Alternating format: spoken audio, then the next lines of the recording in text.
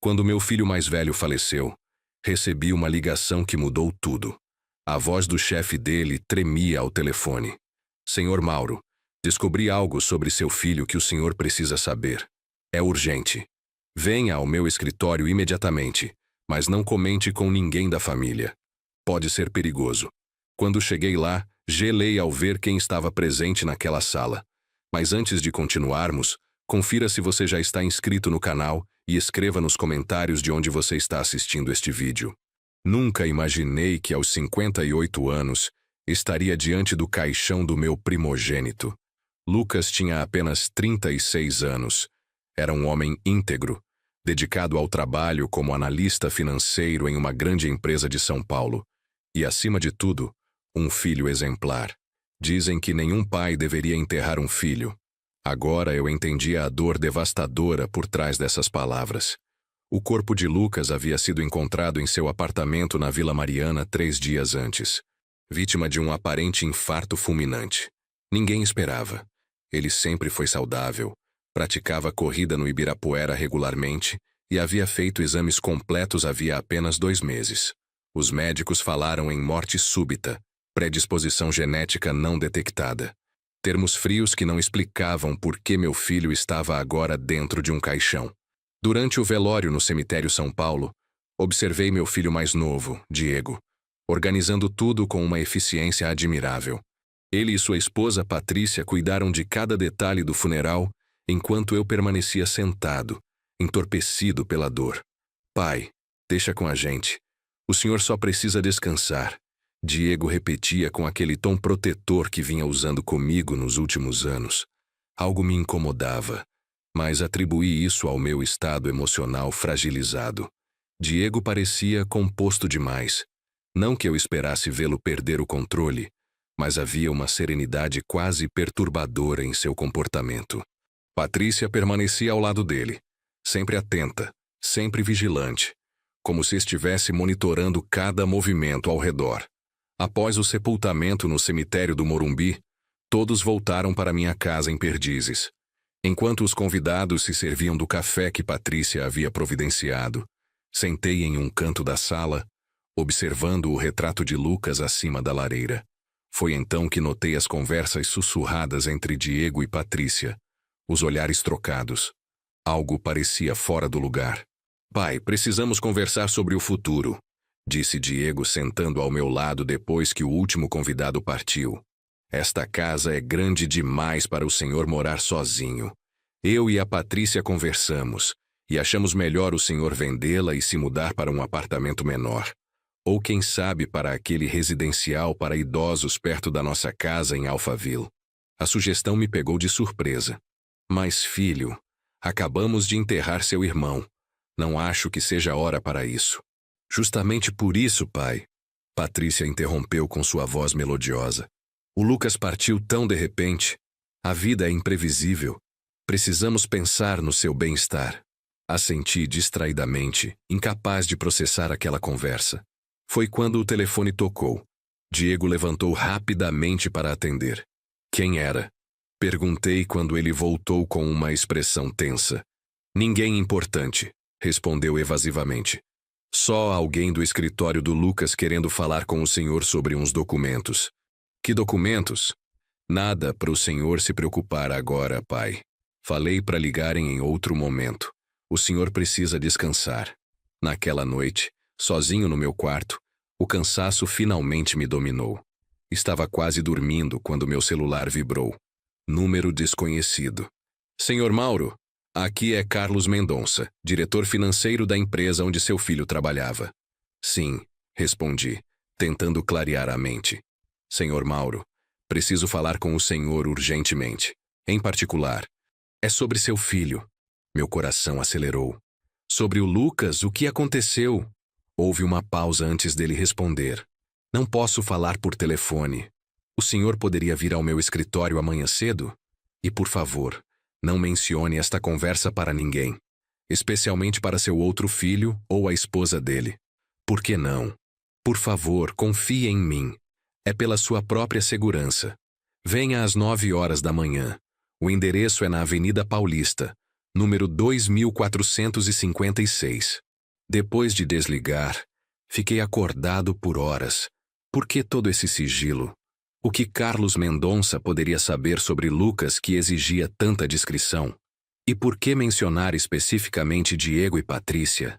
Na manhã seguinte, disse a Diego que precisava comprar remédios. Ele insistiu em me acompanhar, mas fui firme. Filho, preciso de um tempo sozinho. É só uma farmácia. Dirigi até o centro empresarial na Paulista, onde Lucas havia trabalhado por mais de 10 anos. O prédio imponente de vidro e aço sempre me impressionara. Na recepção, anunciei que tinha reunião com Carlos Mendonça. Fui escoltado até o último andar, uma área executiva onde nunca estivera antes. Carlos me recebeu pessoalmente. Um homem de meia idade, com olhar grave. Senhor Mauro, obrigado por vir. Por favor, entre. Seu escritório era amplo, com vista panorâmica da cidade. Ele fechou a porta e acionou um botão que deixou o vidro das janelas opaco. Preciso garantir total privacidade para esta conversa, explicou. Senhor Mendonça, estou começando a me preocupar. O que é tão importante e secreto sobre meu filho? Ele respirou fundo. Senhor Mauro, o que vou lhe contar parecerá inacreditável, mas peço que me escute até o fim. Assenti, sentindo um calafrio percorrer minha espinha. Carlos pegou uma pasta grossa de sua gaveta e a abriu na minha frente. Seu filho Lucas me procurou há aproximadamente 3 meses com uma preocupação muito séria. Ele descobriu irregularidades financeiras graves envolvendo seu outro filho, Diego. Irregularidades? Que tipo? Desvio de fundos da empresa onde Diego trabalha. Lucas descobriu por acaso, ao analisar alguns documentos que caíram em suas mãos. Mas isso foi apenas o começo. Carlos começou a me mostrar documentos. Cópias de e-mails, extratos bancários, algo que parecia um contrato de venda da minha casa com minha assinatura falsificada. Não estou entendendo, murmurei, sentindo a sala girar ao meu redor. Senhor Mauro, Lucas descobriu que Diego não estava apenas desviando dinheiro, mas planejando algo muito mais sério. Algo que envolvia o senhor diretamente. Ele continuou explicando, mostrando mais documentos. Lucas havia descoberto que Diego e Patrícia tinham dívidas enormes. Jogos de azar, investimentos fracassados, um estilo de vida muito acima do que podiam pagar. Eles planejavam vender minha casa e transferir todos os meus bens para si assim que possível. Mas isso não faz sentido. Eles precisariam da minha autorização. Exatamente. E é aí que Lucas ficou realmente preocupado. Carlos me mostrou comunicações entre Diego e um médico, discutindo como poderiam me declarar mentalmente incapaz de tomar decisões. Senti como se o ar tivesse sido sugado dos meus pulmões. Isso é absurdo. Infelizmente não é, senhor Mauro. Lucas reuniu todas essas evidências. Quando confrontou Diego, a situação ficou perigosa. Perigosa? Como assim? Carlos hesitou. Senhor Mauro, Lucas temia pela própria vida. Foi quando decidimos que ele precisava desaparecer temporariamente. Desaparecer?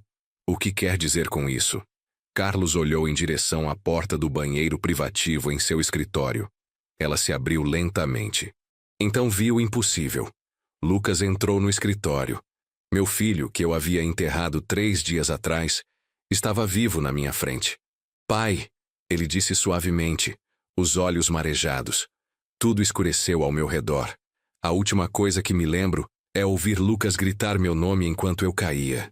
Quando recuperei a consciência, estava deitado no sofá do escritório. Lucas segurava minha mão. Por um momento, pensei que tudo havia sido apenas um sonho cruel. O funeral, a dor, tudo. Pai, sou eu, ele disse apertando minha mão. Me perdoe pelo sofrimento que causei, foi a única maneira de protegê-lo. Como? Murmurei, tocando seu rosto, sentindo sua pele quente e real. Nós te enterramos. Eu vi seu corpo. Não era eu, pai, Lucas explicou gentilmente. Carlos me ajudou a forjar tudo. O corpo era de um homem não identificado do IML, com características físicas similares às minhas. Temos contatos que nos ajudaram com a documentação necessária. Olhei para Carlos, que assentiu gravemente. Eu sei que parece um filme ruim, pai, Mas quando descobri o que Diego estava planejando, percebi que precisava de tempo para reunir todas as provas e protegê-lo. Se eu simplesmente desaparecesse, ele desconfiaria. Eu precisava que todos, inclusive ele, acreditassem que eu estava morto. Mas por quê? Diego é seu irmão, meu filho. Ele nunca faria isso. Pai. Lucas me interrompeu gentilmente. Eu tenho provas. Ele pegou a pasta de Carlos e começou a me mostrar os documentos. E-mails trocados entre Diego e um psiquiatra, discutindo como documentar minha suposta incapacidade mental. Extratos bancários mostrando dívidas enormes em nome de Diego e Patrícia. Um plano detalhado para vender minha casa e me colocar em uma casa de repouso. Nos últimos 2 anos, Diego e Patrícia acumularam dívidas de mais de 2 milhões de reais. Lucas explicou. Apostas em cassinos clandestinos, investimentos de alto risco, um estilo de vida que não podem bancar, e agora estão desesperados. E a solução deles era me eliminar? Perguntei, sentindo uma dor que ia além do físico. Não fisicamente, pai, mas legalmente sim. Eles planejam obter a tutela legal sobre o senhor, controlar todos os seus bens, vender tudo e eventualmente colocá-lo em uma instituição barata enquanto gastavam seu dinheiro. De repente me lembrei das pequenas coisas que vinham acontecendo nos últimos meses. Diego e Patrícia comentando que eu estava esquecido. Documentos que eu não me lembrava de ter assinado. Patrícia organizando meus remédios, insistindo que eu precisava de doses mais fortes. Eles estavam me drogando? Perguntei, horrorizado com a possibilidade. Receio que sim, Carlos disse. Analisamos alguns dos seus medicamentos que Lucas coletou discretamente. Encontramos traços de drogas que podem causar confusão mental e sonolência. Por isso me sentia tão cansado ultimamente. Murmurei. Pensei que fosse depressão, idade. Parte disso, talvez. Lucas disse gentilmente. Mas eles estavam ajudando o processo. Fiquei em silêncio, tentando processar tudo. Meu próprio filho planejando roubar tudo que construí em uma vida de trabalho. E para isso disposto a me declarar incompetente, a me apagar enquanto eu ainda respirava. O que fazemos agora? Finalmente perguntei. Precisamos ter cuidado, Carlos disse. Diego não pode saber que Lucas está vivo ou que o senhor descobriu o plano. Ainda não. Então continuamos a farsa. Finjo que nada aconteceu. Por enquanto, Lucas disse. Estamos reunindo mais provas, envolvendo as autoridades corretas. Quando tivermos tudo em ordem, confrontaremos Diego e Patrícia legalmente. Olhei para meu filho vivo, e senti uma mistura de alegria por tê-lo de volta e uma tristeza profunda pela traição do outro. Como vou olhar para Diego sabendo de tudo isso? Perguntei. Vai ser difícil, pai, mas o senhor é mais forte do que imagina.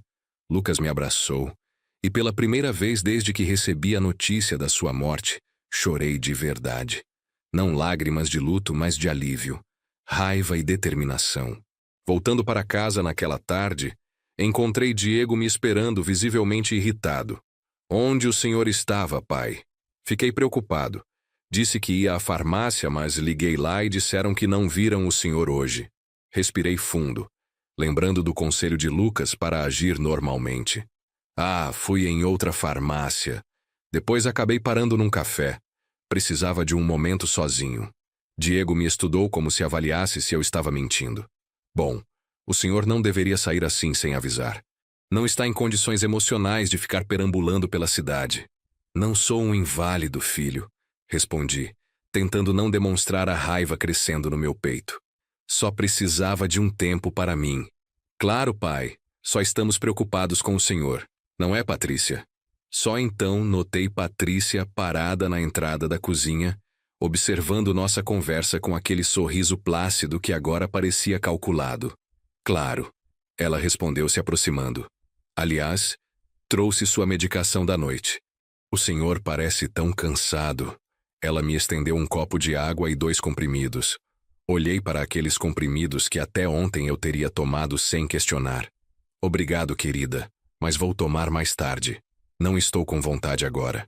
Vi uma rápida troca de olhares entre eles. É importante manter a regularidade da medicação, Mauro. Patrícia insistiu. Especialmente os para dormir. O médico foi bem claro sobre isso. Que médico? Perguntei inocentemente. Outro olhar entre eles. O Dr. Peterson, Diego respondeu rapidamente. Lembra que levamos o senhor na semana passada? O senhor estava tão confuso depois da notícia sobre o Lucas. Eu nunca havia consultado nenhum Dr. Peterson. Era tudo mentira. Ah, sim, fingi concordar. Mas realmente prefiro tomar mais tarde. Naquela noite tranquei a porta do meu quarto, algo que nunca fizera antes, e joguei os comprimidos no vaso sanitário. Pela primeira vez em meses dormi sem medicação. Minha mente parecia mais clara na manhã seguinte, como se uma névoa tivesse se dissipado. Nos dias seguintes, mantive uma fachada de normalidade. Deixei Diego e Patrícia pensarem que ainda estavam no controle da situação, enquanto me comunicava secretamente com Lucas através de um celular pré-pago que Carlos me dera. Uma semana depois da revelação, Diego sentou comigo durante o café da manhã com alguns papéis na mão. Pai, estive pensando no que conversamos sobre a casa. Ela realmente é grande demais para o senhor sozinho, e a manutenção é cara. Respondi vagamente tomando meu café. Encontrei um apartamento perfeito para o senhor. Pequeno, aconchegante, com segurança 24 horas e enfermeira no local. Enfermeira? Claro, pai. E quanto à casa de Perdizes? Perguntei fingindo interesse. Bom, pensei que poderíamos vendê-la. O mercado imobiliário está bom. Com o dinheiro compramos o apartamento para o senhor, e o resto podemos investir para garantir seu conforto. Ou seja, eles gerenciariam o dinheiro. Diego pareceu surpreso pelo meu tom direto, mas rapidamente se recuperou. Claro, pai. O senhor não precisa se preocupar com essas coisas. Cuidaremos de tudo. E se eu não quiser vender? Seu sorriso vacilou por um instante. Pai, sei que está passando por um momento difícil com a perda do Lucas. Mas precisa pensar no futuro. Não pode continuar vivendo no passado. Não estou vivendo no passado, Diego. Estou questionando por que toda essa pressa em vender minha casa. Ele suspirou, como se lidasse com uma criança teimosa. Bom, há algumas questões práticas. Eu e a Patrícia temos algumas despesas inesperadas, e já que a casa eventualmente será nossa, faz sentido adiantar o processo e usar parte do dinheiro agora quando precisamos. Ali estava, a confissão parcial. Tentei controlar minha raiva. Então, basicamente, vocês querem vender minha casa para pagar suas dívidas? Diego empalideceu. Não foi isso que eu disse. Foi exatamente o que você disse, filho. Ele se levantou visivelmente perturbado. Acho que o senhor não está entendendo. Talvez ainda esteja muito abalado. Estou entendendo perfeitamente. Só não concordo. Nos dias seguintes, notei uma mudança sutil na abordagem de Diego e Patrícia. Passaram da insistência direta para uma estratégia mais sutil. Comentários preocupados sobre minha memória se tornaram mais frequentes. Pai, tomou seus remédios hoje? Parece confuso, Diego perguntaria, mesmo quando eu estava perfeitamente lúcido. Mauro, lembra daquela conversa que tivemos ontem sobre vender a casa? Patrícia questionava, se referindo a uma conversa que nunca aconteceu. Eram pequenas sementes de dúvida plantadas diariamente, projetadas para me fazer questionar minha própria sanidade. Se eu não soubesse o que estava acontecendo, poderia facilmente começar a duvidar de mim mesmo. À noite, quando estava sozinho, trocava mensagens com Lucas, que me atualizava sobre o progresso da investigação. Carlos havia contratado um detetive particular e estava reunindo provas concretas das dívidas de Diego, das falsificações e do plano para me declarar incapaz. Precisamos de mais tempo, Lucas escreveu. Estamos quase prontos, mas temos que ter cuidado. Diego tem conexões perigosas. Isso me intrigou. Que tipo de conexões meu filho poderia ter? O menino que criei, que brincava com carrinhos no quintal, que chorou no meu colo quando foi cortado do time de futebol pela primeira vez. Como ele se transformara nesse estranho calculista. Uma tarde, enquanto Diego e Patrícia estavam fora, decidi fazer algo arriscado. Entrei no quarto de hóspedes onde eles vinham dormindo desde o funeral de Lucas. Vasculhando suas coisas, encontrei uma pasta escondida no fundo do armário. Dentro havia extratos de cartão de crédito mostrando dívidas astronômicas em cassinos, lojas de luxo, viagens caras. Havia também documentos relacionados a empréstimos com agiotas, as conexões perigosas que Lucas mencionara. Diego devia dinheiro a pessoas perigosas e estava desesperado para pagar. Encontrei também um envelope com fotografias. Fiquei chocado ao ver imagens minhas, claramente tiradas sem meu conhecimento, em momentos em que eu parecia confuso ou cansado, provavelmente depois de tomar a medicação que me davam. Havia anotações no verso de cada foto. Confuso ao acordar, não conseguiu lembrar onde colocou as chaves. Perguntou a mesma coisa 2 vezes. Estavam construindo um caso contra mim, documentando meticulosamente qualquer lapso normal para usar como evidência da minha suposta incapacidade mental. Havia também uma carta de um médico, presumivelmente o tal Dr. Peterson, discutindo meu caso. O médico sugeria que, com a documentação adequada, poderia emitir um laudo atestando que eu sofria de demência precoce e estava incapaz de gerir meus próprios bens. Fotografei tudo com o celular que Lucas me dera e coloquei os documentos de volta exatamente como estavam. Meu coração batia forte, não apenas pelo medo de ser descoberto, mas pela confirmação da traição. Ver as evidências concretas era muito diferente de apenas ouvir sobre elas. Enviei as fotos para Lucas, que respondeu imediatamente. Isso é exatamente o que precisávamos. Vamos acelerar o plano. Em 2 dias, teremos tudo pronto. Naquela mesma noite, durante o jantar, Diego voltou ao assunto da casa. Pai, encontrei um comprador interessado. Ele está disposto a pagar acima do valor de mercado, mas precisamos dar uma resposta rápida. Que coincidência, comentei casualmente. Você encontra um comprador antes mesmo de eu decidir se quero vender.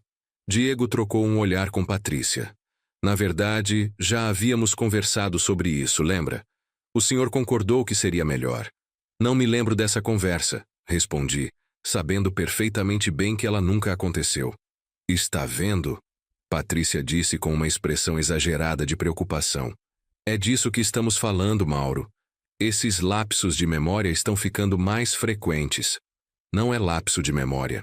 É impossível eu esquecer de ter concordado em vender minha casa. Pai, Diego suspirou.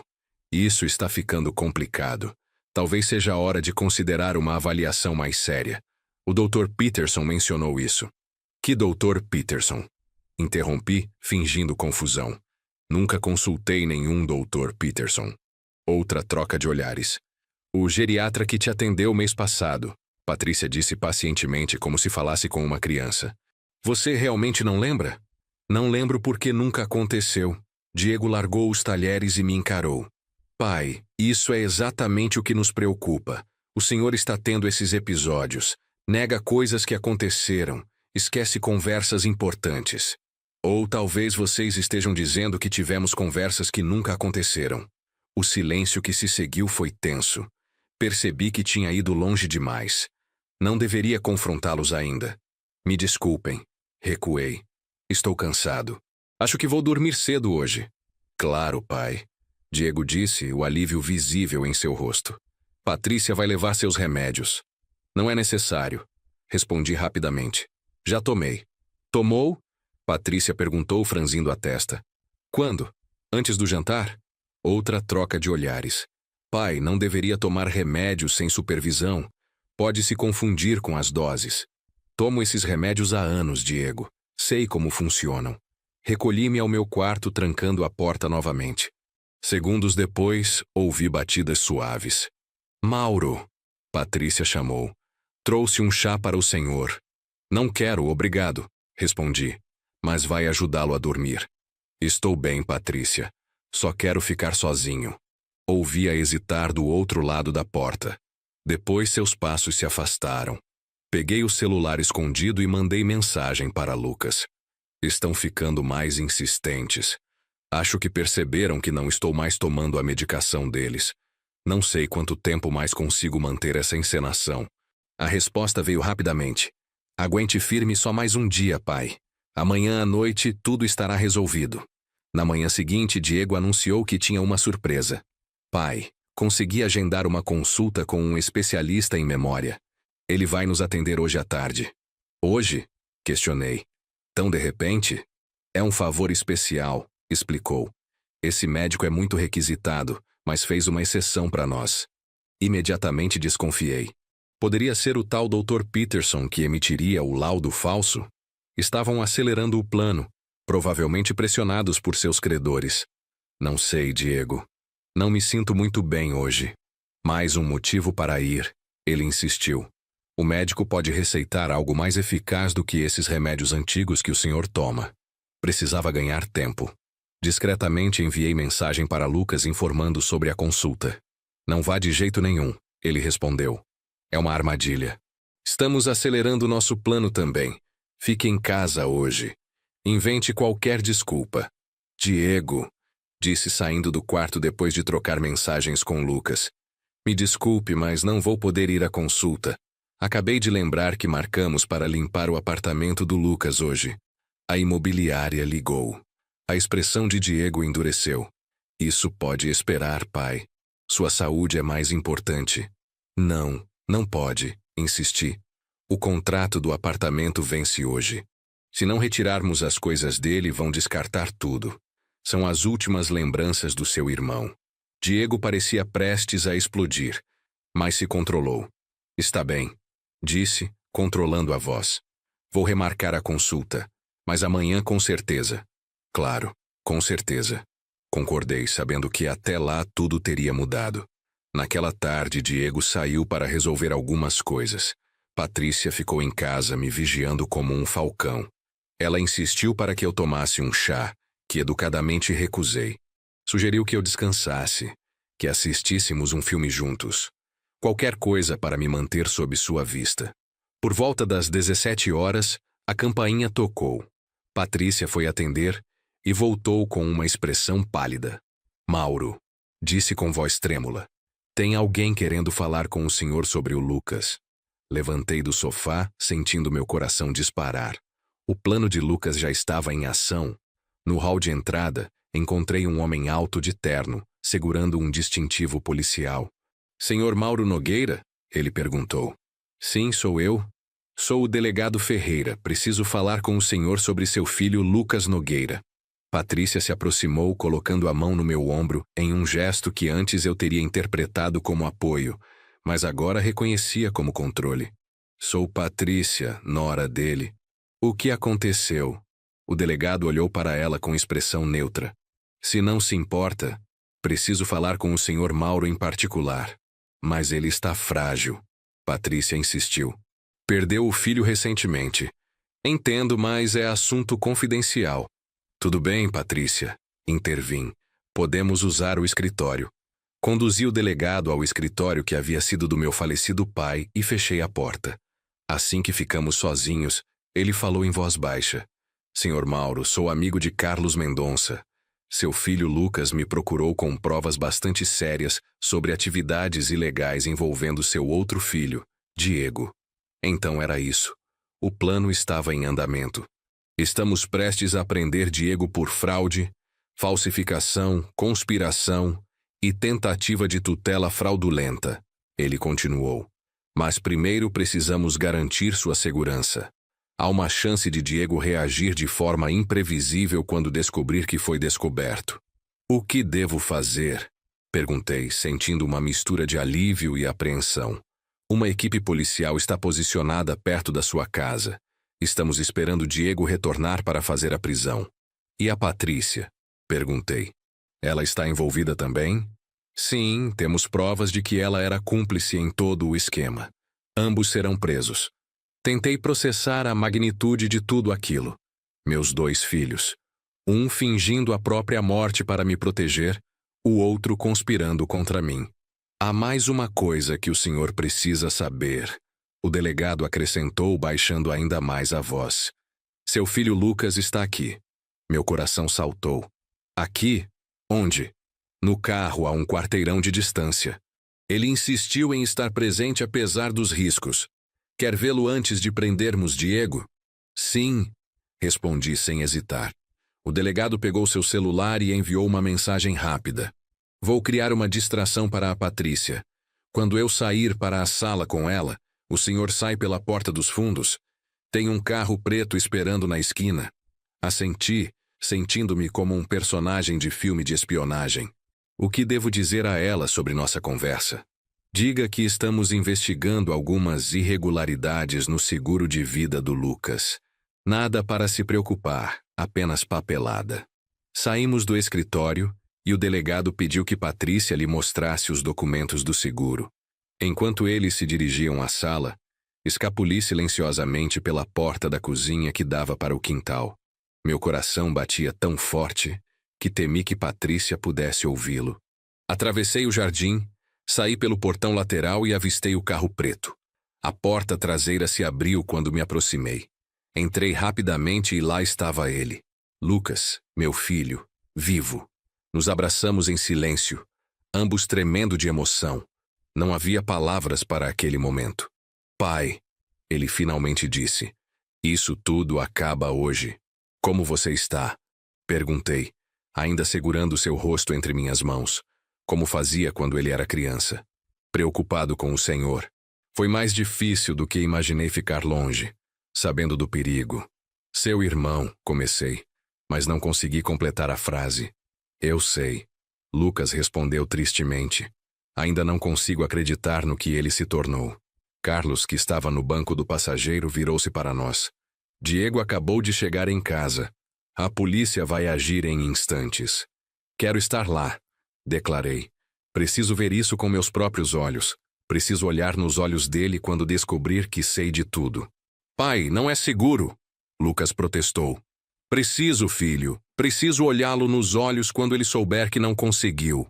Lucas trocou olhares com Carlos, que assentiu relutantemente. Está bem, mas eu vou com o senhor. É hora de Diego saber que ele não teve sucesso. Voltamos para a casa com o carro, agora acompanhados por 2 viaturas policiais. Quando entramos na sala, Diego estava sentado no sofá, conversando tenso com Patrícia. Ambos se viraram quando ouviram a porta. O choque no rosto de Diego ao ver Lucas foi algo que jamais esquecerei. Seus olhos se arregalaram. Seu rosto empalideceu como se tivesse visto um fantasma, que de certa forma era exatamente o que estava vendo. O que é isso? Ele gaguejou levantando-se. Olá, irmão, Lucas disse calmamente. Patrícia soltou um grito abafado, cobrindo a boca com as mãos. Impossível, ela murmurou. Você está morto. Nós vimos. Vocês viram o que era conveniente para vocês verem, Lucas respondeu. Assim como eu vi o que vocês estavam planejando para nosso pai. Os policiais entraram na sala, liderados pelo delegado Ferreira. Diego Nogueira, Patrícia Nogueira. Vocês estão presos por múltiplas acusações de fraude, falsificação de documentos, conspiração e tentativa de tutela fraudulenta. Diego parecia um animal encurralado, seus olhos saltando de Lucas para mim, para os policiais. De repente, seu olhar endureceu. Isso é ridículo, exclamou. Vocês não podem provar nada. Na verdade, podemos, o delegado disse, gesticulando para um dos oficiais que abriu uma pasta. Temos cópias de e-mails trocados entre o senhor e o Dr. Peterson discutindo a emissão de um laudo médico falso, declarando seu pai mentalmente incapacitado. Temos os documentos falsificados com a assinatura dele. Temos provas de que o senhor abriu cartões de crédito em nome dele sem consentimento. Diego olhou para mim e pela primeira vez vi medo em seus olhos. Pai, não é o que parece. Estávamos tentando protegê-lo. Me proteger? Repeti, mantendo minha voz firme apesar da dor me consumindo. Me drogando, roubando meu dinheiro, planejando me colocar em um asilo. Isso é proteção, Diego? O senhor não entende. Estávamos desesperados. Por causa das dívidas de jogo, perguntei. Dos empréstimos com agiotas, dos gastos extravagantes. Ele pareceu surpreso que eu soubesse tantos detalhes. Como eu encontrei seus documentos? Expliquei. No dia que saíram.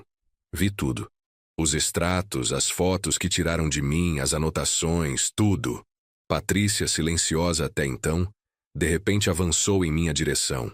Seu velho intrometido. Você arruinou tudo.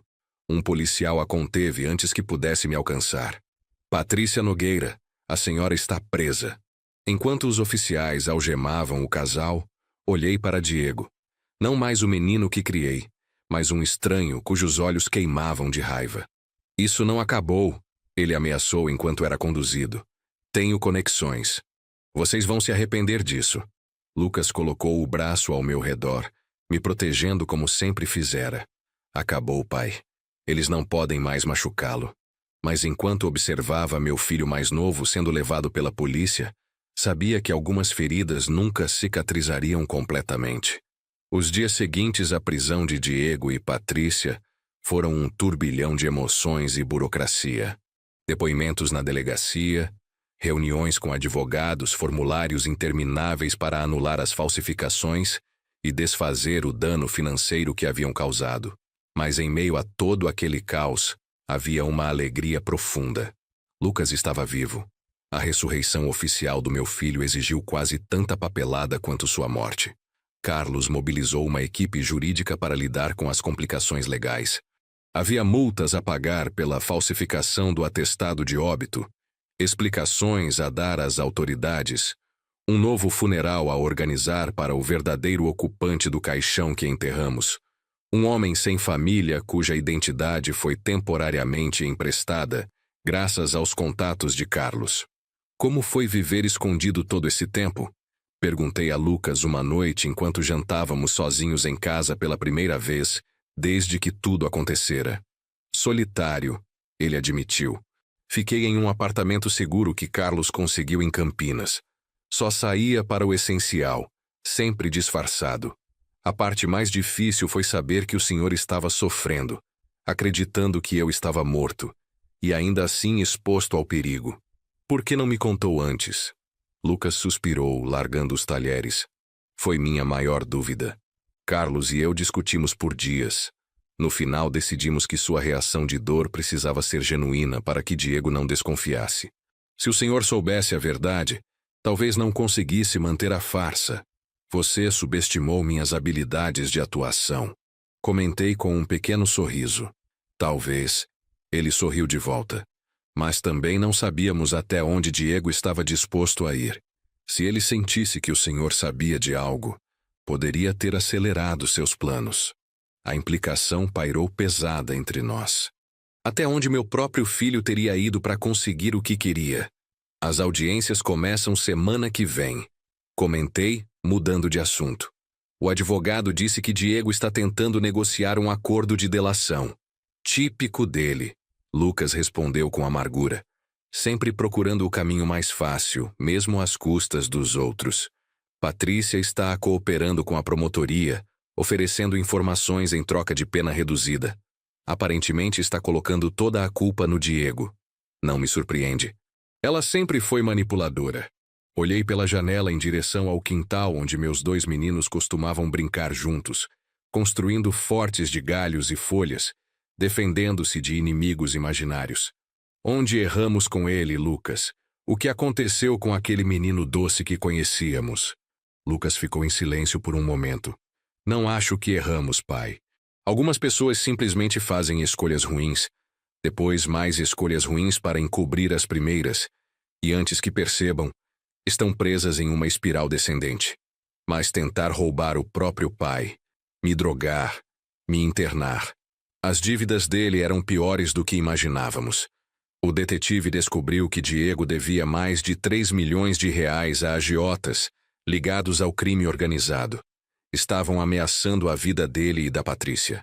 Ele poderia ter pedido ajuda. Argumentei. Teríamos encontrado uma solução. Orgulho talvez, vergonha.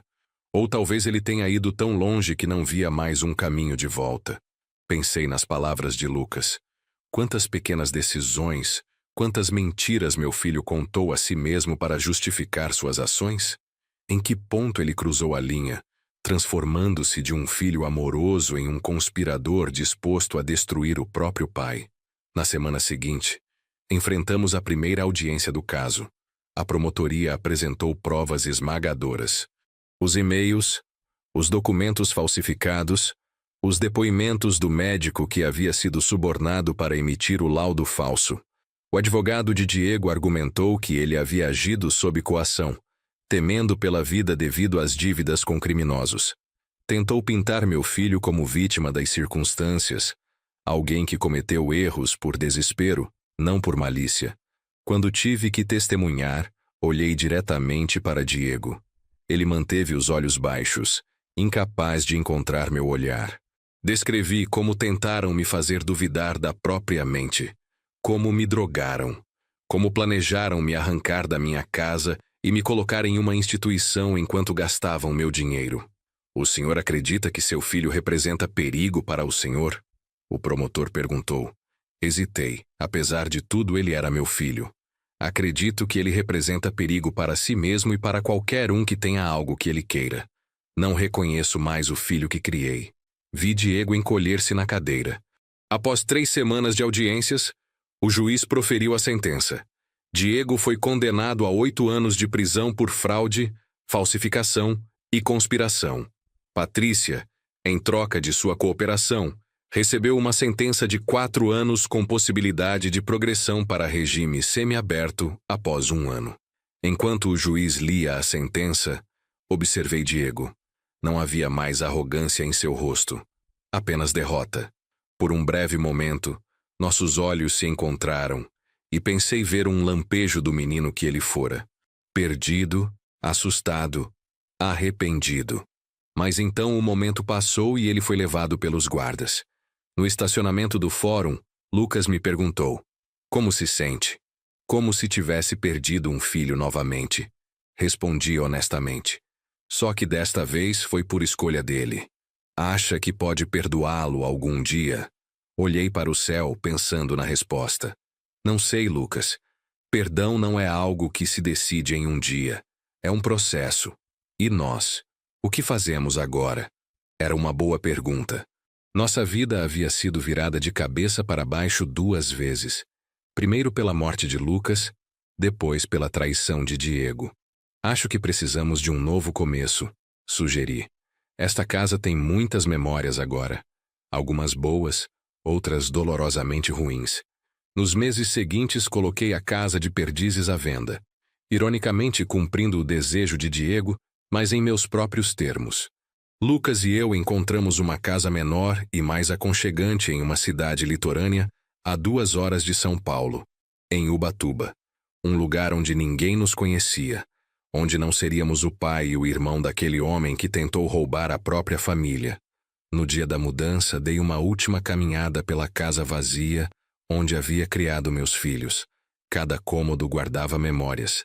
Diego dando seus primeiros passos naquela sala. Lucas estudando até tarde naquele quarto. Ambos correndo pelo corredor em dias de chuva. Parei no quarto de Diego, agora vazio exceto por uma caixa que havia separado. Fotos dele crescendo, seus boletins escolares, os desenhos que fazia para mim no Dia dos Pais. Não conseguia me desfazer dessas memórias, mesmo depois de tudo. Pronto? Lucas perguntou, parado na porta. Quase, respondi. Só preciso de 1 minuto. Quando ele saiu, coloquei um envelope dentro da caixa. Era uma carta que havia escrito para Diego. Não para enviar agora, mas talvez algum dia quando as feridas não estivessem tão abertas. Meu filho, a carta começava. Não sei quando ou se você lerá isto, mas quero que saiba que, apesar de tudo o que aconteceu, uma parte de mim ainda lembra o menino que você foi. Não posso perdoar o que você fez. Não agora, talvez nunca. Mas também não posso apagar 35 anos de amor. Isso sempre estará lá, como uma cicatriz que nunca desaparece completamente. Fechei a caixa, respirei fundo e me preparei para deixar aquela vida para trás. Na casa nova, Lucas e eu nos estabelecemos em uma rotina tranquila. Ele continuou trabalhando remotamente para a mesma empresa. Embora Carlos tivesse oferecido uma sociedade após tudo que passaram juntos. Nossa nova casa ficava a apenas alguns metros da praia. Toda manhã eu caminhava na areia, ainda fresca da noite, observando o mar em seu eterno movimento. Havia algo reconfortante naquela constância. As ondas vinham e iam, independentemente dos dramas humanos se desenrolando em suas margens. Cerca de 6 meses depois que nos mudamos, recebi uma carta da penitenciária onde Diego cumpria pena. Encarei o envelope por um longo tempo antes de abri-lo, incerto se queria ler o que havia dentro. Vamos enfrentar juntos, Lucas disse, sentando ao meu lado no sofá. Com mãos trêmulas abri o envelope. Pai. A carta começava. Não sei por onde começar. As palavras me desculpe ou me perdoe parecem tão pequenas comparadas ao que fiz que quase não vale a pena escrevê-las. Mas são as únicas que tenho. A carta continuava por várias páginas. Diego descrevia sua rotina na prisão, a terapia obrigatória que o estava ajudando a entender seus padrões de comportamento. Como uma mentira levou a outra. Como ele se convenceu de que dinheiro e status eram mais importantes que família. Como racionalizou cada decisão terrível, dizendo a si mesmo que era apenas temporário, que um dia compensaria tudo. Sei que palavras são apenas palavras, especialmente vindas de alguém que mentiu tanto quanto eu. Mas são sinceras, por mais vazias que possam soar agora. Ele escreveu: se algum dia, anos no futuro, o senhor sentir que pode me dar a chance de provar com ações o arrependimento que sinto, estarei esperando. Se não, entenderei. O senhor já sofreu o suficiente por minha causa. Com amor, embora eu tenha provado não merecer usar essa palavra. Diego. Quando terminei de ler, percebi que estava chorando. Não sabia exatamente por quê. Pela perda do filho que conheci, pela dor que ainda sentia da traição, ou por alguma esperança confusa de que talvez, apenas talvez, aquelas palavras fossem verdadeiras. Lucas permaneceu em silêncio, respeitando meu momento. O que você acha? Finalmente perguntei. Honestamente, não sei, ele respondeu. Diego sempre foi bom com palavras. Lembra como conseguia sair de problemas na escola? Como convencia os professores de que merecia uma segunda chance? Assenti, lembrando como meu filho mais novo tinha o dom de encantar as pessoas. Mas também sei que as pessoas podem mudar, Lucas continuou. Especialmente quando batem no fundo do poço. E Diego certamente chegou lá. Você conseguiria perdoá-lo algum dia? Perguntei. Lucas pensou por um momento. Talvez com muito tempo e muita prova de que a mudança é genuína. Mas confiar nele novamente, isso seria muito mais difícil. Guardei a carta em uma gaveta, indeciso se deveria responder ou não. Alguns dias depois, durante minha caminhada matinal na praia, encontrei uma senhora idosa sentada em um banco observando o mar. Começamos a conversar, como acontece em cidades pequenas. Seu nome era Dona Antônia. Tinha 76 anos e vivia sozinha desde que seu marido falecera. Quando mencionei que havia me mudado recentemente para a cidade, ela perguntou por quê. Surpreendentemente, me vi contando toda a história. Sobre a falsa morte de Lucas, a conspiração de Diego, tudo. Era a primeira vez que falava sobre isso com alguém além de Lucas, Carlos e os advogados. Sabe, Dona Antônia disse quando terminei. Tenho uma história não muito diferente. Ela me contou que décadas atrás, sua filha havia roubado todas as suas economias para sustentar um vício em drogas. Havia mentido, manipulado e até ameaçado a própria mãe. Por anos não falei com ela. Dona Antônia explicou. Não conseguia. A dor era grande demais. Mas um dia recebi uma carta similar à que o senhor descreveu. Ignorei. Depois veio outra. E outra. Por 3 anos minha filha me escreveu mensalmente sem que eu respondesse uma vez sequer. E o que aconteceu? Perguntei. No 4º ano decidi ler todas as cartas de uma vez. Vi uma progressão nelas. Do desespero à aceitação. Da autopiedade ao verdadeiro arrependimento. Na última carta, ela não pedia mais nada. Apenas me contava sobre sua vida, sua recuperação, como estava tentando ajudar outras pessoas com problemas similares. Dona Antônia sorriu, olhando para o horizonte. Decidi visitá-la. Foi estranho, doloroso, mas também curativo de certa forma. Hoje temos um relacionamento. Não é perfeito. Nunca será como antes. Mas é algo. E sabe de uma coisa? Não me arrependo de ter dado aquela chance. Mesmo que tivesse dado errado, não me arrependeria, porque precisava saber por mim mesmo se era possível reconstruir algo das ruínas. Suas palavras ficaram comigo por dias. Na semana seguinte, escrevi uma breve resposta para Diego. Recebi sua carta. Não estou pronto para perdoar ou esquecer. Talvez nunca esteja. Mas estou disposto a ler o que você tem a dizer. É tudo o que posso oferecer agora. Foi o início de uma correspondência cautelosa. No começo, trocávamos cartas mensalmente. Diego me contava sobre sua rotina na prisão, suas sessões de terapia, os trabalhos que executava internamente. Nunca pedia nada. Nunca pressionava por visitas ou perdão. Lucas, inicialmente cético, começou a admitir que poderia haver uma mudança genuína em seu irmão. As cartas parecem diferentes, ele comentou depois de ler uma delas com minha permissão. Menos manipuladoras, mais reflexivas. 1 ano após a primeira carta, Diego mencionou que estava participando de um programa de reabilitação financeira, aprendendo a lidar com dinheiro de forma responsável. Também estava dando aulas de matemática para outros detentos, ajudando-os a conseguir o certificado de conclusão do ensino médio. Descobri que ensinar me dá um propósito que o dinheiro nunca deu, ele escreveu. Ver alguém entender um conceito novo, ver o orgulho nos olhos de homens que a sociedade descartou quando conseguem resolver um problema, isso não tem preço. No 2º ano de nossa correspondência, tomei uma decisão difícil. Iria visitá-lo. Tem certeza? Lucas perguntou preocupado. Não precisa fazer isso se não estiver pronto. Preciso ver com meus próprios olhos, respondi. Preciso olhá-lo nos olhos e sentir-se a verdade no que ele escreve. O dia da visita chegou, frio e nublado. A penitenciária era um lugar opressivo. Muros altos, cercas de arame farpado, guardas armados. Passei por vários procedimentos de segurança antes de ser levado à sala de visitas. Quando Diego entrou, mal o reconheci. Estava mais magro, com o cabelo cortado curto no estilo da prisão. O rosto marcado por uma seriedade que nunca tivera antes. Seus olhos, porém, eram os mesmos. Os olhos do meu filho mais novo, agora marejados ao me ver. Pai, ele disse simplesmente, a voz embargada.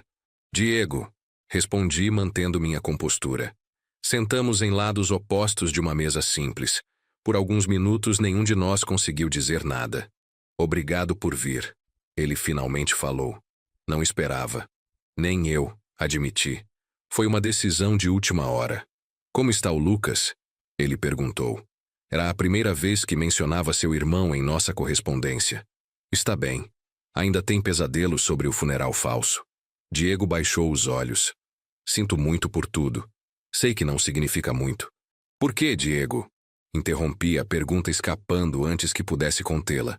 Por que você foi tão longe?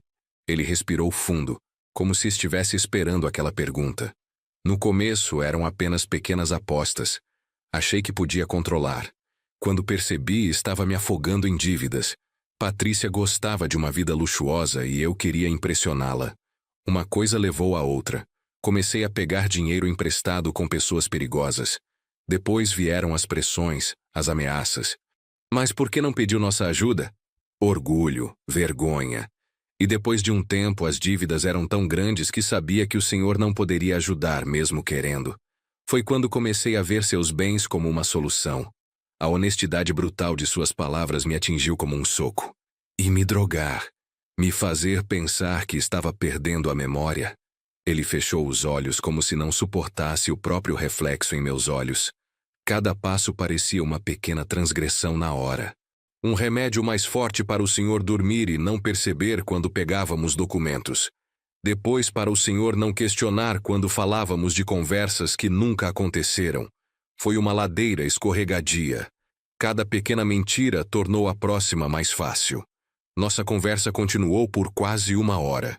Não houve grande catarse, nenhum momento dramático de perdão ou reconciliação. Apenas 2 adultos, pai e filho, tentando entender como haviam chegado àquele ponto. Quando deixei a penitenciária naquela tarde, senti-me simultaneamente exausto e aliviado. Ver Diego cara a cara, ouvir suas explicações, Trouxera um tipo de fechamento que as cartas não podiam proporcionar. Como foi? Lucas perguntou ansiosamente quando cheguei em casa. Difícil, respondi honestamente. Mas necessário. Nos meses seguintes continuei trocando cartas com Diego, agora com maior frequência. Ocasionalmente fazia outra visita. Lucas se recusava a me acompanhar. Não estava pronto para enfrentar o irmão que o matara e conspirara contra nosso pai. Talvez um dia. Ele sempre dizia quando eu perguntava. Mas não agora. Eu entendia sua resistência. A traição que ele sofrera era dupla, não apenas como filho, mas também como irmão que teve sua identidade roubada, sua morte encenada, tudo por causa da ganância do próprio irmão. Um dia, cerca de 2 anos e meio após a prisão de Diego, recebi uma ligação inesperada. Senhor Mauro Nogueira, aqui é a doutora Silva, psicóloga da penitenciária estadual. Sim. Respondi imediatamente, temendo o pior. Aconteceu algo com meu filho? Não. Peço desculpas por alarmá-lo. Na verdade, estou ligando com uma boa notícia. Seu filho tem se destacado em nosso programa de reabilitação. Ele desenvolveu um método de ensino de matemática para detentos com dificuldades de aprendizagem que está alcançando resultados notáveis. Isso é maravilhoso, comentei. Sim, e é por isso que estou ligando. Estamos considerando Diego para progressão de regime semiaberto. Ele já cumpriu mais de 1/3 da pena, demonstrou excelente comportamento e arrependimento genuíno. Com seu histórico em administração, ele poderia trabalhar durante o dia e retornar à penitenciária à noite. A notícia me pegou de surpresa. Parte de mim ficou feliz pelo progresso de Diego, mas outra parte sentiu uma apreensão instintiva. E quando isso aconteceria? Se tudo correr bem na avaliação final em 3 meses. Ele mencionou que gostaria de saber sua opinião antes de aceitar a progressão. Isso me surpreendeu ainda mais. Minha opinião? Por quê? Ele disse que não quer que o senhor se sinta desconfortável ou inseguro. Se o senhor preferir que ele permaneça em regime fechado por mais tempo, ele entenderá e esperará. Quando contei a Lucas, sua reação foi cética. Regime semiaberto já? E esse suposto interesse, na sua opinião, não parece mais uma manipulação? Talvez, admiti. Mas a psicóloga parece genuinamente impressionada com o progresso dele. Psicólogos podem ser enganados. Diego sempre soube como se apresentar bem quando era conveniente. Naquela noite, reli todas as cartas que Diego havia me enviado nos últimos anos. Procurei sinais de manipulação, falsidade, um plano de longo prazo. Mas o que vi foi uma progressão. Das primeiras cartas cheias de autopiedade às mais recentes, onde falava dos outros detentos que estava ajudando, das pequenas satisfações de ver alguém aprender algo novo, da terapia que finalmente o estava fazendo entender seus próprios demônios. Na semana seguinte, durante minha visita regular, confrontei Diego sobre a ligação da psicóloga. Por que você pediu minha opinião sobre sua progressão de regime? Ele pareceu genuinamente surpreso. Achei que fosse o mínimo que poderia fazer. Depois de todo o mal que causei, não quero que o senhor se sinta ameaçado ou inseguro, porque estou mais livre. E se eu disser que prefiro que você continue no regime fechado? Então é isso que farei. Ele respondeu simplesmente. Esperarei o tempo que for necessário. Estudei seu rosto, procurando sinais de falsidade, de cálculo. Não encontrei nada além de aceitação resignada. Por que está ensinando matemática para outros detentos? Perguntei, mudando de assunto. Seu rosto iluminou levemente. Começou por acaso. Um dos caras da minha ala estava tentando conseguir o certificado de ensino médio, mas tinha dificuldade com álgebra. Ofereci ajuda. Logo outros começaram a me pedir também. Ele fez uma pausa. Esses homens, pai. Muitos nunca tiveram uma chance real na vida. Alguns mal sabem ler. Quando vejo o orgulho nos olhos deles ao resolverem um problema pela primeira vez, é como se eu estivesse fazendo algo que realmente importa. Havia uma sinceridade em sua voz que me comoveu. Por um breve momento, vislumbrei o menino que ele fora. Curioso, brilhante, sempre disposto a explicar coisas aos outros. Após refletir por vários dias, tomei minha decisão. Liguei para a doutora Silva e informei que não me opunha à progressão de Diego para o regime semiaberto.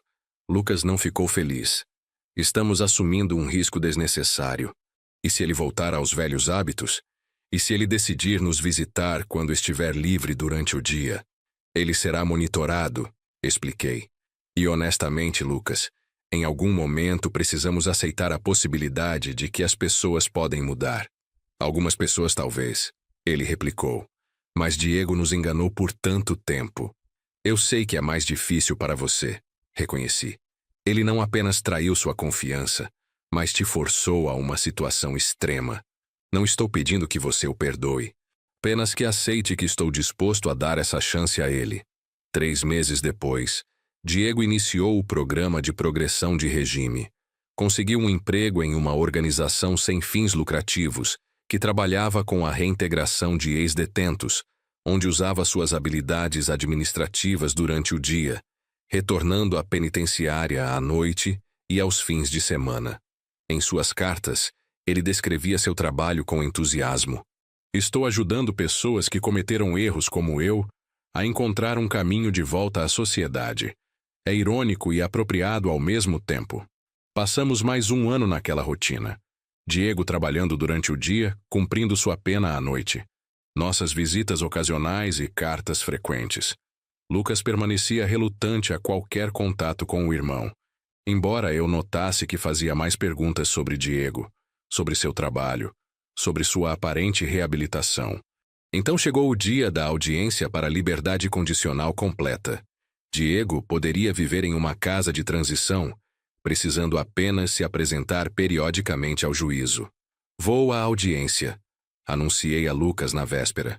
Ele ficou em silêncio por um momento, então disse algo que me surpreendeu. Eu também vou. Tem certeza? Não, ele admitiu, mas acho que é hora de enfrentar isso como família, ou o que sobrou dela.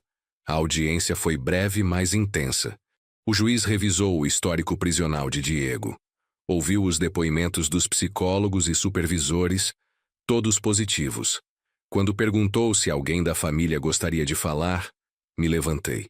Meu filho cometeu erros graves. Comecei, sentindo o peso de cada palavra. Ele conspirou contra mim, traiu minha confiança, causou sofrimento imenso à nossa família. Mas ao longo dos últimos 3 anos, tenho visto um esforço consistente e genuíno de sua parte para mudar, para entender as razões por trás de suas ações e para reparar na medida do possível o dano que causou. Apoio sua progressão para a liberdade condicional completa. Para minha surpresa, Lucas também se levantou. Meritíssimo, sou Lucas Nogueira, irmão do acusado. Fui vítima direta de suas ações, tendo sido forçado a fingir minha própria morte para proteger nosso pai de seus planos. Ele fez uma pausa, olhando diretamente para Diego pela primeira vez em quase 4 anos. Não estou pronto para perdoar meu irmão. Talvez nunca esteja. Mas reconheço os esforços que ele tem feito. Não me oponho à sua progressão. Vi Diego baixar a cabeça, lágrimas silenciosas correndo por seu rosto. O juiz concedeu a liberdade condicional. Quando a audiência terminou, Diego se aproximou de nós hesitantemente. Obrigado, ele disse simplesmente. Não mereço isso, mas vou tentar viver à altura da oportunidade que estão me dando. Lucas apenas assentiu brevemente, ainda incapaz de expressar qualquer afeto, mas aquele pequeno gesto significava mais que 1000 palavras. Nas semanas seguintes, Diego se estabeleceu na casa de transição, continuando seu trabalho na organização sem fins lucrativos. Também começou um curso noturno de licenciatura em matemática. Queria se tornar professor. Descobri que ensinar me dá um propósito que nunca encontrei antes. Ele escreveu: quero fazer algo que realmente importa, que ajude outras pessoas. Cerca de 6 meses após sua mudança para a condicional, Diego pediu algo que me pegou de surpresa. Ele queria nos convidar, Lucas e eu, para um almoço. Entendo completamente se recusarem, ele escreveu, mas gostaria da oportunidade de estar com vocês fora do ambiente da penitenciária, como uma família, ou pelo menos tentar. Mostrei a carta a Lucas esperando sua recusa imediata. Ele a leu em silêncio, depois suspirou profundamente. Acho que chegou a hora. Não por ele, mas por nós, para fechar esse capítulo de alguma forma. O almoço aconteceu em um restaurante simples perto da casa de transição. No começo, a atmosfera era tensa, carregada de palavras não ditas e ressentimentos profundos. Mas aos poucos, conforme a refeição progredia, algo começou a mudar. Não foi uma reconciliação milagrosa. Não houve abraços emocionais ou perdões instantâneos. Apenas 3 pessoas tentando encontrar uma nova forma de coexistir, conscientes do passado, mas não completamente prisioneiros dele.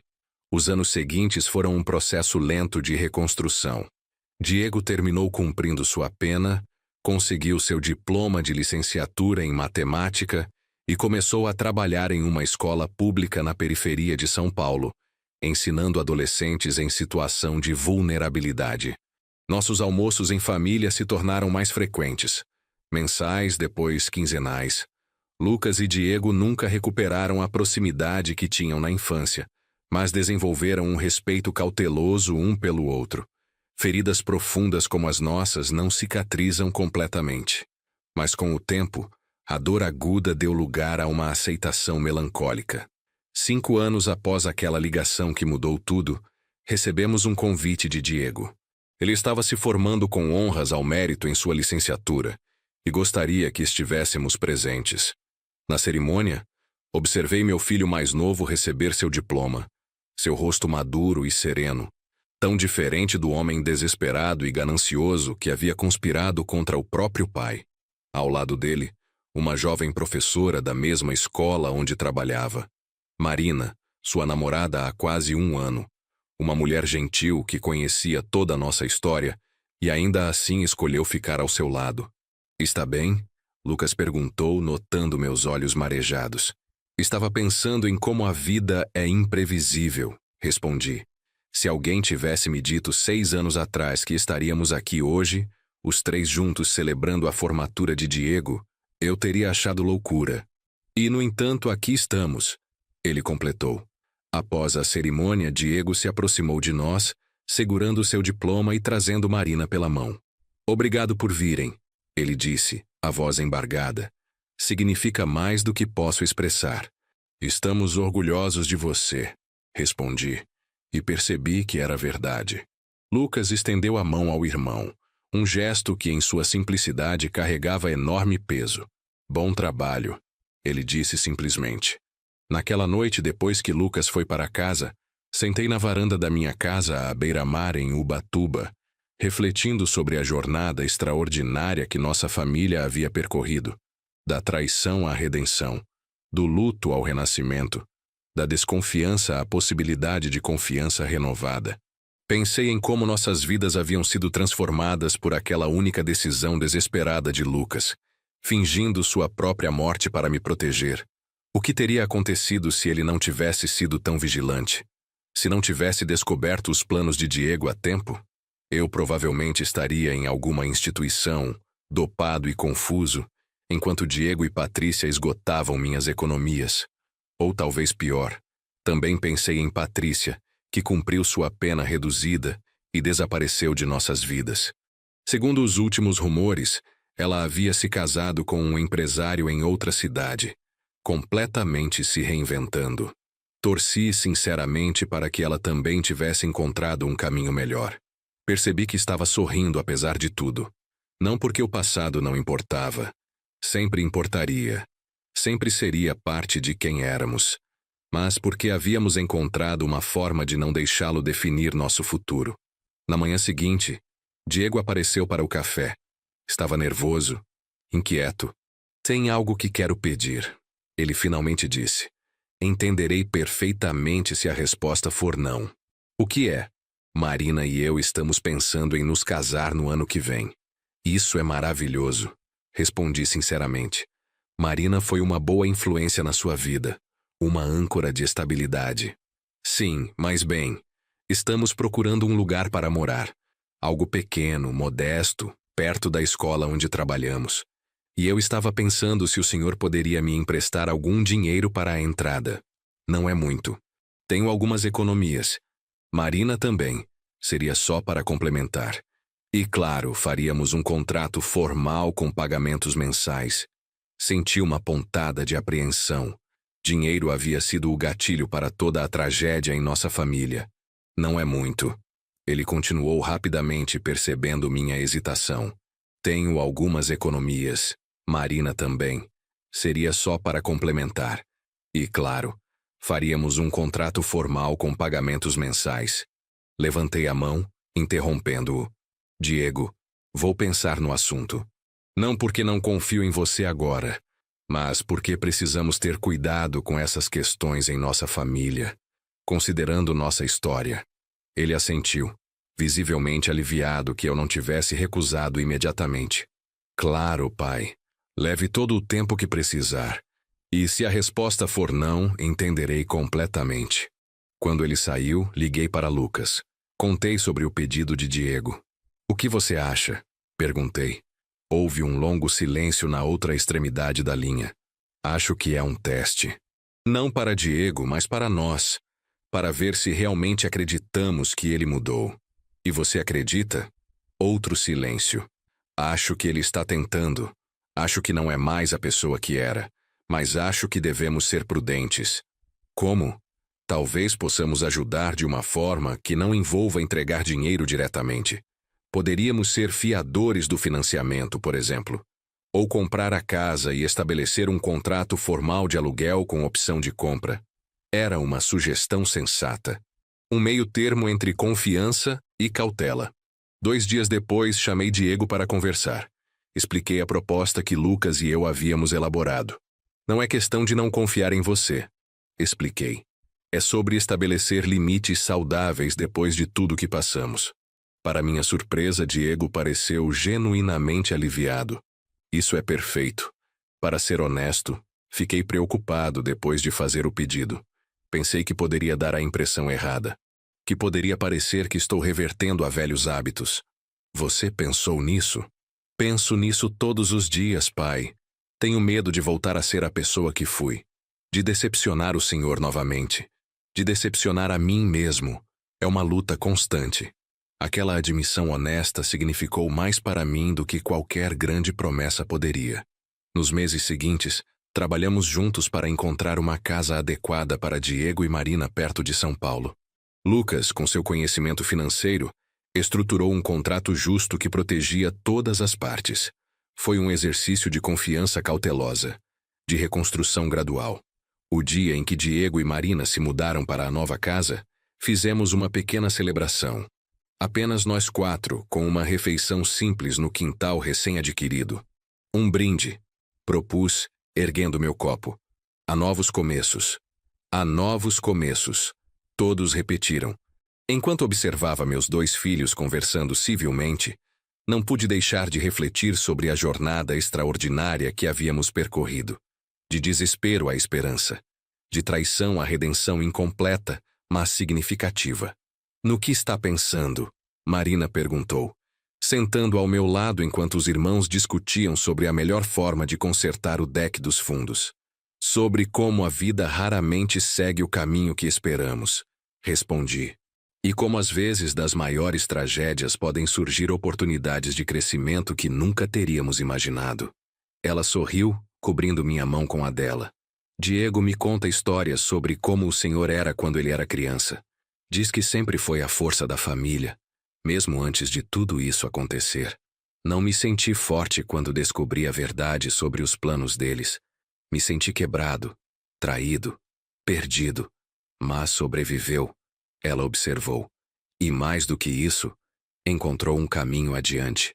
Não apenas para si mesmo, mas para toda a família. Olhei de volta para meus filhos. Lucas mostrando a Diego como a madeira do deck precisava ser tratada. Diego ouvindo atentamente, respeitosamente. Não era perfeito. Não era o que eu havia sonhado para nós tantos anos atrás. Mas era real, era honesto e tinha sua própria beleza. Sabe, disse a Marina, por muito tempo achei que nossa história era sobre traição. Depois achei que era sobre perdão. Agora percebo que é sobre algo mais complexo. Sobre como seguir em frente mesmo quando o perdão completo talvez nunca chegue. Sobre encontrar um novo tipo de relacionamento das cinzas do antigo. Ela assentiu, compreendendo perfeitamente. Diego sabe disso também. Sabe que algumas pontes, uma vez queimadas, nunca podem ser totalmente reconstruídas. Mas é grato que vocês pelo menos construíram uma passarela estreita para atravessar o abismo. Uma passarela estreita. Era uma boa metáfora para o que havíamos alcançado. Não a ponte larga de confiança irrestrita que tínhamos antes, mas uma conexão frágil, cuidadosamente mantida, que permitia algum tipo de relacionamento. Quando o sol começou a se pôr, lancei um último olhar aos meus filhos antes de anunciar que era hora de partir. Eles estavam lado a lado agora, não exatamente próximos, mas não distantes também, trabalhando juntos para medir tábuas para o deck. Era uma imagem que nunca teria imaginado possível 6 anos atrás, quando recebi aquela ligação fatídica do chefe de Lucas. Uma imagem que falava não de finais felizes perfeitos, mas de superação, resiliência e a capacidade profundamente humana, embora imperfeita, de recomeçar. Voltando para casa naquela noite depois que Lucas foi embora, sentei na varanda da minha casa à beira-mar, refletindo sobre a jornada extraordinária que nossa família havia percorrido. De traição a alguma forma de redenção, de luto falso a renascimento real, de desconfiança à possibilidade, ainda que cautelosa, de confiança renovada. Pensei em como a decisão desesperada de Lucas de fingir sua própria morte havia salvado não apenas meus bens, mas possivelmente minha vida. Pensei em como a prisão de Diego, por mais dolorosa que tenha sido, talvez tenha sido o que ele precisava para finalmente confrontar seus demônios. Pensei em Dona Antônia, a senhora na praia que compartilhou sua própria história de traição familiar e eventual reconciliação. Suas palavras ecoavam em minha mente. Não me arrependo de ter dado aquela chance, porque precisava saber por mim mesmo se era possível reconstruir algo das ruínas. E nós havíamos reconstruído algo. Não a família perfeita que um dia fomos, ou que talvez nunca tenhamos sido, mas algo real, algo honesto, algo baseado não em ilusões, mas em aceitação da realidade com todas as suas imperfeições. Meu celular vibrou. Uma mensagem de Diego. Pai, obrigado por hoje. Por tudo. Sei que nunca poderei realmente compensar o que fiz, mas vou passar o resto da minha vida tentando ser o homem que o Senhor merecia ter como filho. Olhei para a mensagem por um longo tempo antes de responder. Você está no caminho certo, filho. É tudo o que posso pedir. Nas semanas seguintes, a vida assumiu uma nova normalidade. Lucas continuou seu trabalho remoto da nossa casa em Ubatuba, ocasionalmente visitando o escritório em São Paulo. Diego mergulhou em seu trabalho como professor, encontrando um propósito genuíno em ajudar jovens em situação de risco a evitar os mesmos erros que ele cometera. Um sábado de manhã, cerca de 7 meses após Diego ter se mudado para a nova casa, meu celular tocou. Era ele. Sua voz carregada de uma emoção que não consegui identificar imediatamente. Pai, preciso contar uma coisa. Meu coração acelerou. O que aconteceu? Está tudo bem? Está tudo bem. Melhor do que bem, na verdade. Marina está grávida. Vamos ter um bebê. Por um momento fiquei sem palavras. Meu filho, o mesmo que havia conspirado contra mim, que havia perdido seu caminho tão completamente, agora estava prestes a se tornar pai. Pai, ainda está aí? Estou, respondi, minha voz embargada. Isso é maravilhoso, Diego, parabéns. Eu sei que pode parecer cedo demais considerando tudo, mas estamos prontos, ou pelo menos vamos tentar estar. E pai, eu queria que soubesse. Vou fazer tudo diferente. Vou ser o tipo de pai que o Senhor foi para mim. O tipo de pai que mereci ter, não o tipo de filho que fui. Suas palavras me tocaram profundamente. Você será um bom pai, Diego. Não porque você foi perfeito, mas porque aprendeu com seus erros. Porque sabe o quanto é fácil perder o caminho e o quanto é difícil encontrá-lo novamente. Depois de desligar, contei a notícia a Lucas. Sua reação foi mais medida, como esperado. Um bebê. Bem, isso certamente mudará as coisas. Como você se sente sobre isso? Perguntei. Ele pensou por um momento. Honestamente, esperançoso de uma forma estranha, uma criança representa um novo começo, uma chance para Diego de fazer as coisas certas. E quem sabe, talvez seja bom para toda a nossa família. Uma nova geração, sem o peso de todo o nosso passado complicado. Nos meses seguintes, observei Diego se preparar para a paternidade com uma seriedade e dedicação que nunca havia demonstrado antes. Ele e Marina frequentavam todas as consultas pré-natais, liam todos os livros sobre paternidade, preparavam o quarto do bebê com cuidado meticuloso. "Está nervoso?" perguntei durante uma de nossas conversas. Aterrorizado, ele admitiu com um sorriso nervoso, mas também animado. "Sinto que essa é minha chance de provar, não apenas para vocês, mas para mim mesmo que realmente mudei, que posso ser responsável por outra vida." A criança nasceu em uma manhã chuvosa de março. Uma menina. Eles a chamaram de Helena. Quando segurei minha neta pela primeira vez no hospital, olhando para aquele rostinho pequeno e perfeito, senti uma emoção avassaladora. Aqui estava uma nova vida, inocente de todo o drama e dor que nossa família havia atravessado. Uma página em branco. Uma promessa de futuro. Diego observava com olhos marejados. "Prometo a ela, pai. Prometo que ela nunca passará pelo que fiz vocês passarem, que ela crescerá em um lar estável, com um pai presente e responsável." "Eu sei que sim, filho." Lucas visitou o hospital no dia seguinte. Observei enquanto ele segurava Helena pela primeira vez, seu rosto suavizando de uma forma que não via há anos. "Ela é perfeita," ele murmurou. "Tio Lucas," Diego disse suavemente usando o título pela primeira vez em anos. "Obrigado por vir." Lucas olhou para o irmão, ainda segurando a sobrinha. "Ela merece ter uma família de verdade. Vamos tentar fazer isso funcionar. Por ela." Foi um momento decisivo. Não perdão completo, não reconciliação total, mas um passo significativo em direção a algo melhor. Nos meses que se seguiram, nossa família encontrou uma nova dinâmica. Almoços regulares na casa de Diego e Marina, onde todos nos revezávamos segurando Helena, maravilhando-nos com cada novo marco de desenvolvimento. Seus primeiros sorrisos, seus primeiros sons, suas tentativas de rolar. Diego era um pai dedicado, atencioso de uma forma que mostrava claramente que estava determinado a fazer as coisas certas. Marina era uma mãe amorosa e paciente. Juntos, eles criaram um lar cheio de calor e estabilidade. Um ano após o nascimento de Helena, durante um almoço de domingo, Diego me pediu para conversar em particular no quintal. "Tem algo que preciso dizer há muito tempo." Ele começou. "Nunca realmente me desculpei adequadamente. Quero dizer, escrevi cartas, disse as palavras certas. Mas preciso que o senhor saiba, olhando nos seus olhos, o quanto sinto por tudo. Não apenas pelo que fiz, mas pela dor que causei. Pelo medo que o senhor deve ter sentido. Pela traição." Sua voz quebrou. "O senhor me criou, me amou, me deu tudo. E eu planejei destruí-lo. Quando penso nisso agora, especialmente desde que Helena nasceu, não consigo compreender como fui capaz. Como pude ser tão cego, tão egoísta, tão cruel." Coloquei minha mão em seu ombro. "Diego, você cometeu erros terríveis. Isso nunca mudará. Mas você também trabalhou duro para se tornar uma pessoa melhor. Você enfrenta seus erros todos os dias. Usa-os para ensinar outros jovens a não seguirem o mesmo caminho.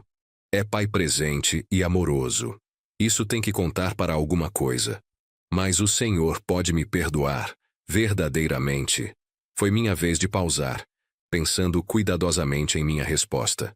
"Perdão é complicado, Diego. Não é um interruptor que se liga ou desliga. É um processo contínuo. Alguns dias é mais fácil que outros, mas posso dizer isto. Eu escolho todos os dias seguir em frente. Escolho ver o homem que você se tornou, não apenas o homem que você foi.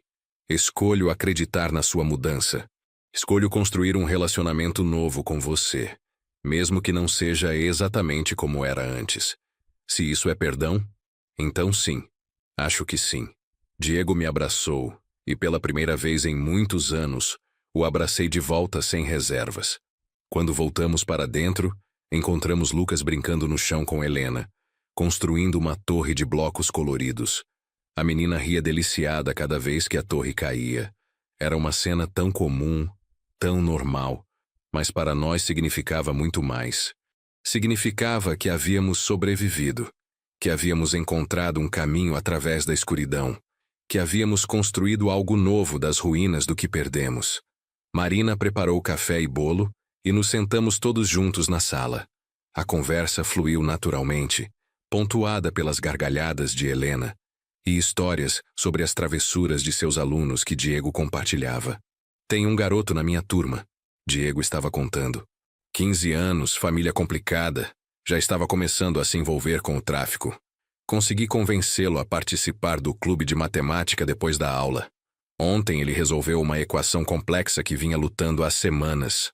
A expressão no rosto dele, pai, foi como ver uma luz se acender. É assim que você se sentiu? Perguntei. Quando finalmente entendeu o que havia se tornado e decidiu mudar, Diego assentiu lentamente. Exatamente assim, como se finalmente pudesse ver claramente depois de anos na escuridão. Lucas, que havia estado quieto, falou. Você sabe, quando fingi minha morte, uma parte de mim não tinha certeza se valia a pena, se você merecia ser salvo. Mas vendo você agora, com sua família, fazendo a diferença na vida desses garotos, acho que valeu a pena. Não perdoo facilmente o que você fez, Diego. Talvez nunca perdoe completamente. Mas respeito a pessoa que você está se esforçando para ser. Era a declaração mais aberta que Lucas havia feito sobre seus sentimentos em relação ao irmão. Diego limpou os olhos, claramente comovido. Obrigado, Lucas. Isso significa mais do que você imagina. Helena escolheu aquele momento para engatinhar até Lucas, puxando sua calça e babando alegremente. Ele a pegou no colo, e ela imediatamente começou a brincar com seus óculos. Ela gosta de você. Marina observou com um sorriso. O sentimento é mútuo, Lucas respondeu, fazendo caretas que deixaram Helena em êxtase de risadas. Observando aquela cena, senti uma paz que não experimentava há anos. Não era a paz da ignorância, de antes de descobrir a traição de Diego. Era algo mais profundo, mais real. A paz de aceitar que a vida é imperfeita, que as pessoas são falhas, mas que ainda assim é possível encontrar alegria, conexão e significado. Meu celular tocou. Era Carlos Mendonça, que se tornara um amigo próximo ao longo dos anos. Mauro, como está? Estava pensando em você. Estou bem, Carlos. Na verdade, estou na casa do Diego. Almoço em família. Houve uma pausa. Carlos conhecia toda a nossa história. Havia sido instrumental em nossa sobrevivência. E isso é maravilhoso. Nunca pensei que chegaria a esse ponto quando Lucas me procurou há tantos anos atrás. Nem eu, admiti. Mas às vezes a vida nos surpreende.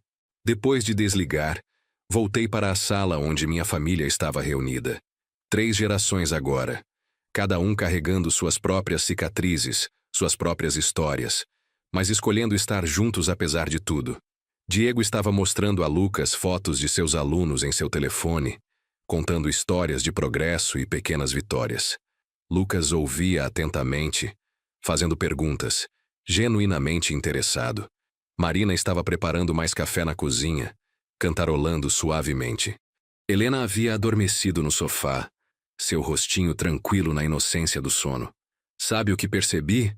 Disse Diego de repente, olhando ao redor da sala. Por anos busquei felicidade nas coisas erradas. Dinheiro, status, aparências.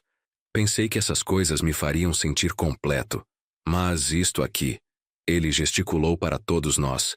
Minha família, meu trabalho ajudando jovens, minha filha. Isto é o que realmente importa. E quase joguei tudo fora. Mas não jogou, respondi. Você se perdeu por um tempo, mas encontrou o caminho de volta. Isso requer coragem também. Lucas adicionou. E você continua escolhendo esse caminho todos os dias. Isso é o que importa agora. Não onde você esteve, mas para onde está indo. Ficamos conversando até o início da noite, quando Helena acordou pedindo atenção. Marina a alimentou Enquanto continuávamos conversando, nossa conversa fluindo naturalmente de tópico em tópico. Não havia mais aquela tensão subjacente, aquela sensação de andar em ovos que caracterizara nossos primeiros encontros após a prisão de Diego. Isso não era ingenuidade. Todos ainda carregávamos as cicatrizes do que havia acontecido, mas havíamos aprendido a viver com elas, a não deixá-las definir completamente nosso presente. Quando Lucas e eu nos preparamos para partir, Diego nos acompanhou até o carro. "Pai, Lucas", ele disse, sua voz séria, "quero que vocês saibam. Todos os dias, quando acordo, a primeira coisa que penso é no quanto sou grato por ter uma segunda chance, pela oportunidade de ser parte desta família novamente, mesmo que seja diferente de antes. Não vou desperdiçar isso. Prometo." "Sabemos", respondi abraçando-o. "E estamos orgulhosos de você." Lucas hesitou apenas um momento antes de estender a mão ao irmão. Diego a apertou firmemente, e então, em um movimento impulsivo, Lucas o puxou para um abraço rápido. Foi breve, talvez um pouco desajeitado, mas significativo. No caminho de volta para Ubatuba, Lucas e eu dirigimos em silêncio confortável por um tempo.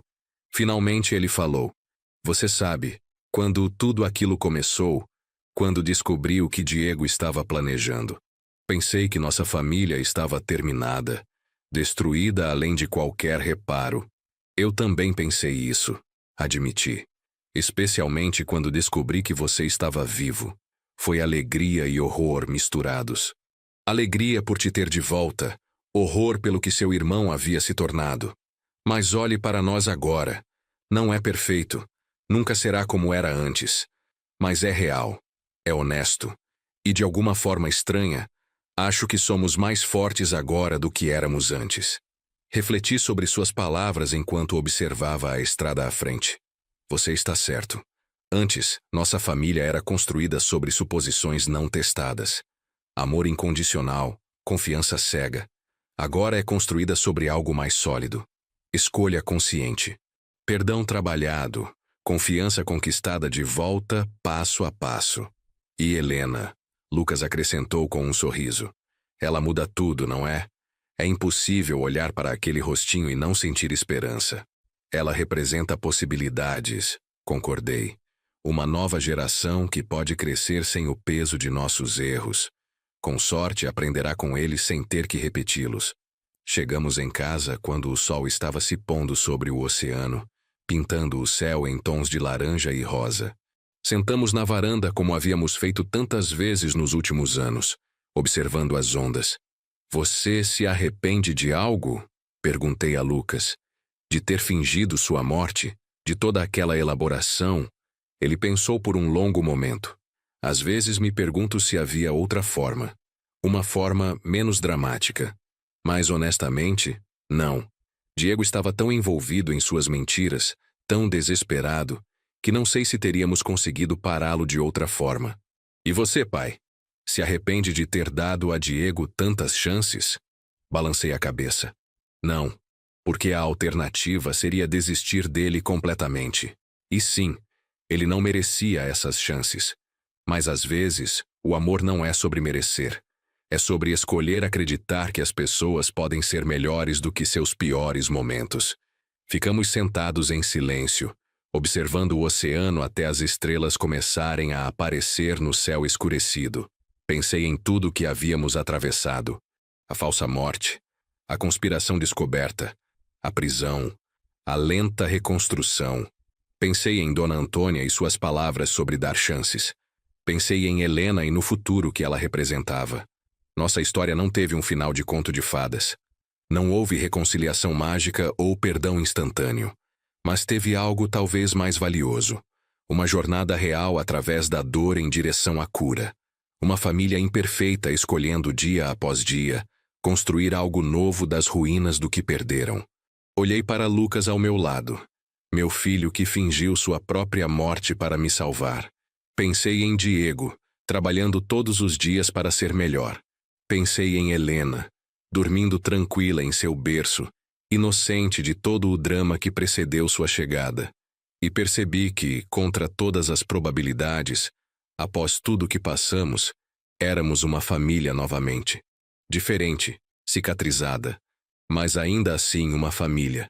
Não apesar de nossa história, mas por causa dela. Porque escolhemos lutar por isso.